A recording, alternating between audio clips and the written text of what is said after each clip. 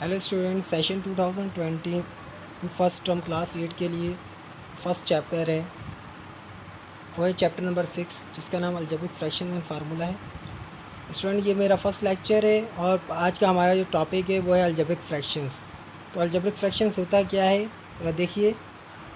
Fractions whose numerator and denominator consists of algebraic expressions। Algebraic expression, अब ये algebraic fraction को समझने से पहले अलजेब्रिक एक्सप्रेशन को समझ लें। अलजेब्रिक एक्सप्रेशंस वो चीज़ होती है जिसके अंदर वेरिएबल हो, कांस्टेंट हो, फंडामेंटल ऑपरेशन हो, यानी कि variables and constant connect with fundamental operation, they form algebraic expressions. जब ये आपस में कनेक्ट होते हैं फंडामेंटल ऑपरेशन के साथ, क्या, वेरिएबल्स और कांस्टेंट, तो वो आपको एक अलजेब्रिक एक्सप्रेशन दे देते हैं। जैसे कि यहाँ पे देखें ना, 4x + 6 कांस्टेंट भी है, वेरिएबल भी है, यह अटैच हुआ फंडामेंटल ऑपरेशन। अब फंडामेंटल ऑपरेशन क्या है आपके पास? एडिशन, सब्ट्रैक्शन, डिवीजन, मल्टीप्लिकेशंस के साइन, ये क्या है आपके पास?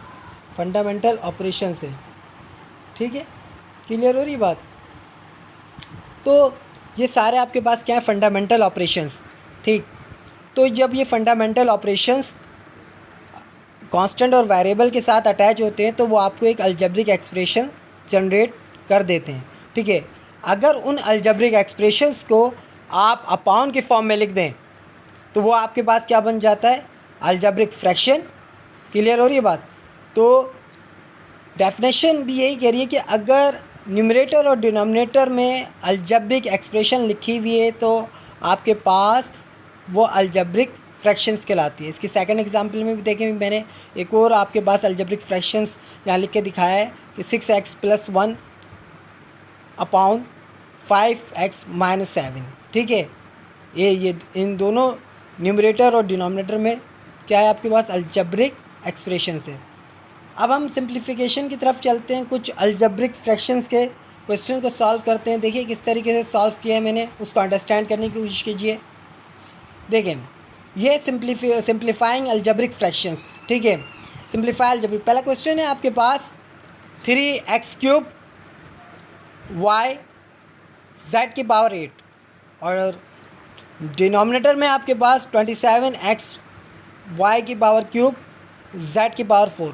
अब याद रखिए, एक इम्पॉर्टेंट रूल्स बता रहा हूँ मैं आपको। अगर वेरिएबल्स की पावर ग्रेटर देन 1 हो तो उसके फैक्टर बनेंगे, चाहे वो न्यूमरेटर पे हो चाहे वो डिनोमिनेटर पे हो। ठीक है, यहाँ नज़र आ रहा है ना, देखें x³ यानी कि ग्रेटर देन 1 है तो इसके फैक्टर बनेंगे। क्लियर हो रही है बात? यहाँ z⁴ 8, इसका मतलब इसके भी फैक्टर बनेंगे। और डिनोमिनेटर पे आ जाए तो ये x तो एज इट इज़ है क्योंकि पावर इसकी 1 है, इसके नहीं बनेंगे। और y³ इसके फैक्टर बनेंगे और z⁴ इसके भी फैक्टर बनेंगे। ठीक है, और कांस्टेंट की जहाँ कैंसिलेशन होती है न्यूमरेटर और डिनोमिनेटर में तो हम कैंसिल आउट उसको कर देते हैं। तो चलिए देखिए, फर्स्ट ऑफ ऑल हमने 3/27 एज इट इज़ लिख दिया। ठीक है, फैक्टर बना लेंगे, उसके बाद सबकी कैंसिलेशन एक साथ कर देंगे। ठीक, बाकी x³ था, x³ के 3 फैक्टर बन रहे हैं यहाँ पे, x × x × x। अगर कोई साइन नहीं है इट्स मीन्स मल्टीप्लाई का साइन मौजूद है। y as it is, y का कोई फैक्टर नहीं बन रहा क्योंकि इसकी लीस्ट पावर क्या है? 1। z⁴ 8 है तो z के 8 फैक्टर यहाँ पे आपको वाज़ेह तौर पर बने हुए नज़र आ रहे हैं। इसी तरीके से डिनोमिनेटर पे हम जाते हैं तो 27 x का कोई फैक्टर नहीं बनेगा क्योंकि इसके लीस्ट पावर 1 है। और y⁴ है तो इसके 3 फैक्टर्स आपको वाज़ेह तौर पर नज़र आ रहे हैं। और z की 4 पावर है, इट्स मीन्स इसके 4 फैक्टर वाज़ेह तौर पर नज़र आ रहे हैं। तो न्यूमरेटर पे जो आपके पास 3 है, ये 3 × 1 = 3, 3 × 9 = 27 आ गया। और ये 2x, ये 3x है आपके पास।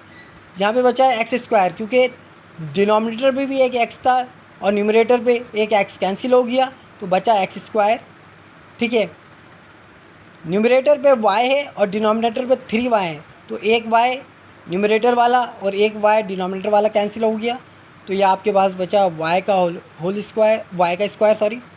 इसी तरीके से z⁴ 8 थी न्यूमरेटर पे और z 8 फैक्टर बने हुए थे और डिनोमिनेटर पे 4 फैक्टर बने हुए थे तो 4 कैंसिल हो गए, तो कितने बचे आपके पास 4, तो z की पावर 4। और ये इस तरीके से आया क्योंकि बेस सेम पावर 8, ठीक। और इसका पार्टिकुलर आंसर क्या आ गया आपके पास, एक्स स्क्वायर z की पावर 4 अपॉन 9y²। इसी तरीके से अनदर एक और क्वेश्चन है आपके पास सिंप्लीफिकेशन का, देखिए ज़रा। 9x + y की होल पावर है n+1। इसी तरीके से 24 डिनोमिनेटर पे क्या है, 24x + y की होल पावर x+3।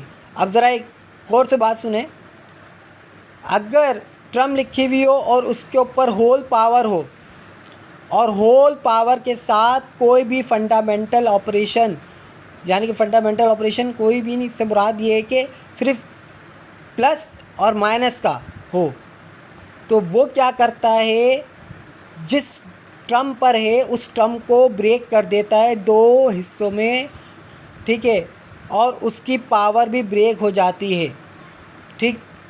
एक टर्म के साथ आ जाएगी और दूसरे टर्म के साथ आ जाएगी। क्लियर।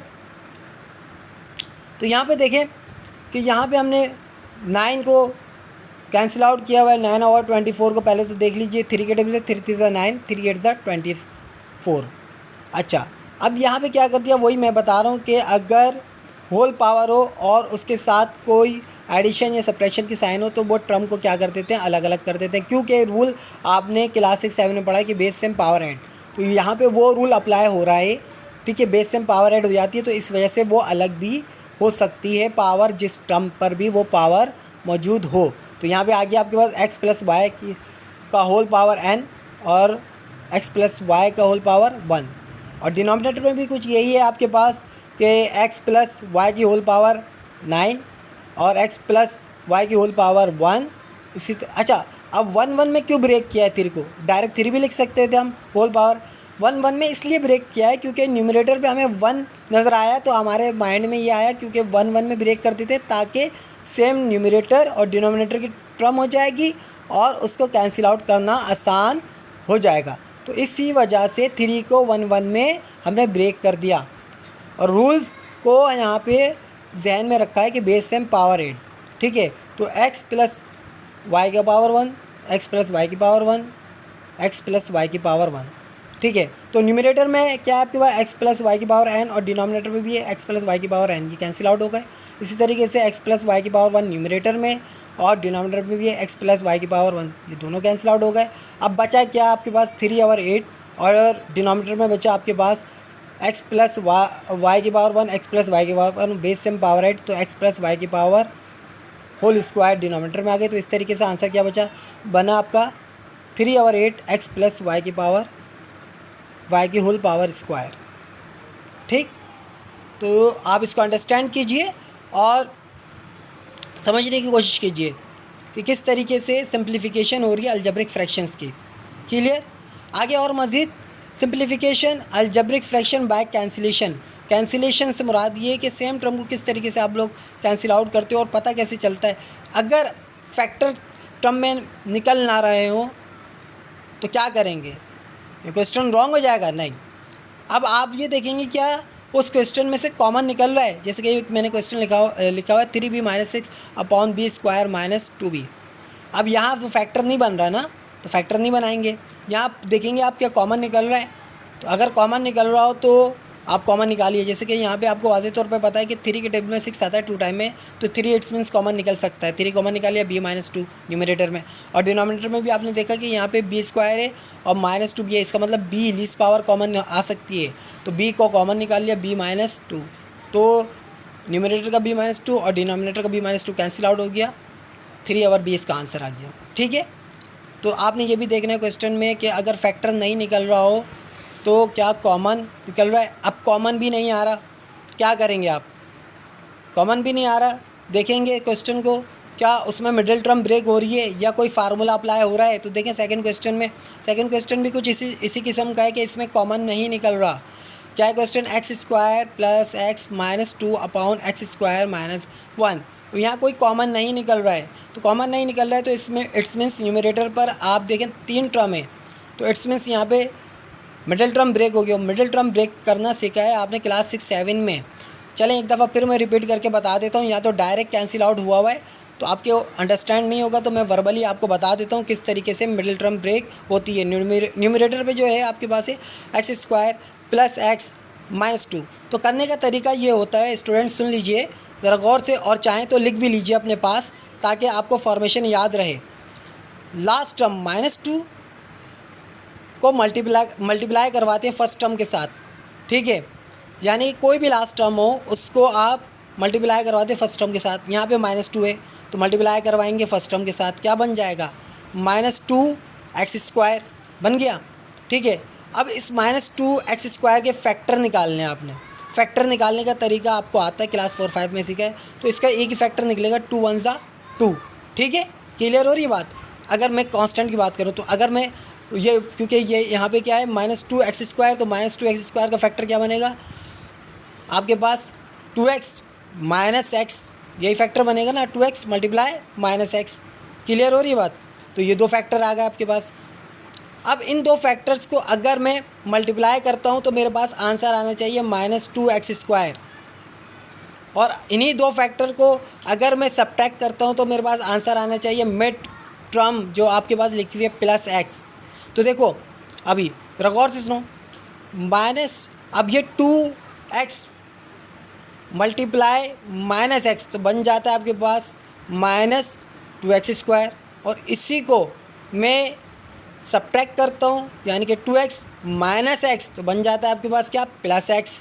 इसका मतलब ये वो दो फैक्टर हैं जो मैं +x की जगह लिख सकता हूँ। तो +x की जगह ये दो फैक्टर लिख दें विद साइन। इसके बाद कॉमन निकालने का तरीका मैंने इससे पहले वाले क्वेश्चन में आपको सिखाया है, तो कॉमन निकाल लीजिएगा, ठीक है। कॉमन निकालेंगे तो कुछ ये शेप आ जाएगा आपके क्वेश्चन का x - 1 प्लस x + 2, ठीक है ना। और डिनोमिनेटर में फार्मूला अप्लाई हो रहा है, यहाँ होल स्क्वायर की कंडीशन बन रही है। ये x का होल स्क्वायर बन सकता है, ये 1 का होल स्क्वायर बन सकता है, क्योंकि 1 का स्क्वायर 1 नहीं होता। और a² - b² का फार्मूला आपको आता है, इस वजह से मैंने यहाँ पे लिखा नहीं है, तो आप फिर भी मैं आपको वर्बली बता रहा हूँ। a² - b² जो बराबर होता है a - b a + b के, ठीक है। तो स्क्वायर की फॉर्मेशन तो यहाँ लिखी हुई है, तो आपने कौन सी फॉर्मेशन लिखनी है a + b और a - b। a क्या है आपके पास x हो जाएगा, होल स्क्वायर में कन्वर्ट करेंगे तो a x हो जाएगा, और 1 क्या हो जाएगा b। तो a आपके पास x हो गया -1, b क्या हो गया -1। इसी तरीके से a क्या हो गया आपका x हो गया, और b क्या हो गया आपके पास 1, यानी कि x + 1। तो यहाँ पे न्यूमरेटर में x - 1 और डिनोमिनेटर में x - 1, ये सेम टर्म में कैंसिल आउट हो रहा है। तो फाइनली आपके पास आंसर क्या आया x + 2 अपॉन x + 1, ठीक है। तो ये इस तरीके से सिंपलीफिकेशन आपने करनी है अपने क्वेश्चंस की। अब आगे मज़ीद देख लीजिए क्या आपको होमवर्क असाइनमेंट में दे रहा हूँ। एक्सरसाइज नंबर 6A है आपके पास। इसका question number 1, question number 2, question number 3, ये तीनों आपने अपने होमवर्क असाइनमेंट में करने हैं, और ये करके मुझ तक फॉरवर्ड करने हैं, ठीक है। अल्लाह हाफिज़।